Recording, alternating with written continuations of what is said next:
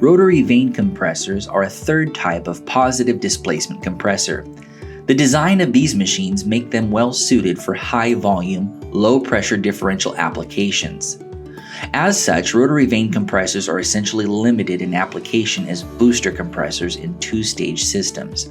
The maximum compression ratio of a rotary vane compressor is 4:1. Like screw compressors, rotary vane compressors do not use suction and discharge valves to allow vapor to enter or exit the compressor. Instead, vanes are machined into the rotating rotor, which allows them to move freely.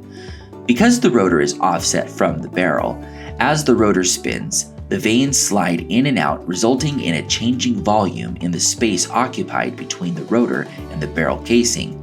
The volume is at its greatest as the vane reaches the suction port. The vane then slides into the rotor as it spins, which reduces the volume and causes the pressure to increase. So I'd like to now explain how rotary vane compressors work. Unfortunately, I'm not a good enough artist to draw a whiteboard video, so I did this printout, which is much better than anything I could come up with. So let's talk through the terminology of a rotary vane compressor. First, the circle we have here is called the rotor.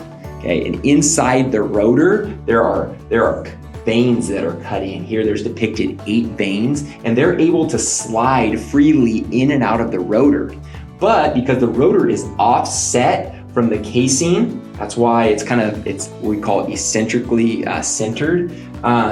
They at times slide out, at other times are forced all the way in. And that's very fundamental to how a rotary vane compressor works. So notice that the suction port, ammonia or any refrigerant vapor, will enter through that port, which is pretty large, and it exits here through out to discharge, which would go to, in a rotary vane compressor, probably to an intercooler. But notice first just the size of the discharge port compared to the size of the suction port.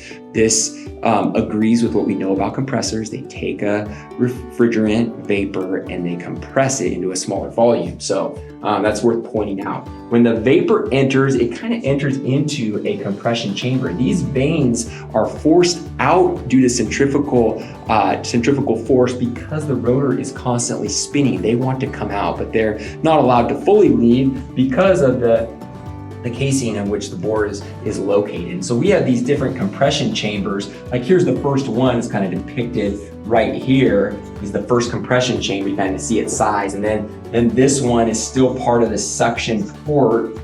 So this is the largest of all of them. It's kind of the biggest of all the volumes. Now as this thing moves, that volume is starting to shrink down and down. You can really see it here. It's getting smaller. And by the time it gets here, it's very, very small. So we've trapped like a controlled volume of vapor. And as that's spinning, that volume's getting smaller, smaller, smaller until eventually it exits at a much higher pressure. Now, rotary vane compressors are limited in their compression capacity to really like a 4:1 compression ratio. And for that reason, their application in industrial refrigeration is pretty much limited to a booster compressor in a 2-stage system.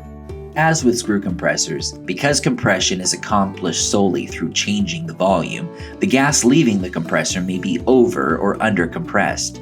This results in inefficient system operation, but unlike screw compressors, rotary vane compressors do not have variable VI capabilities.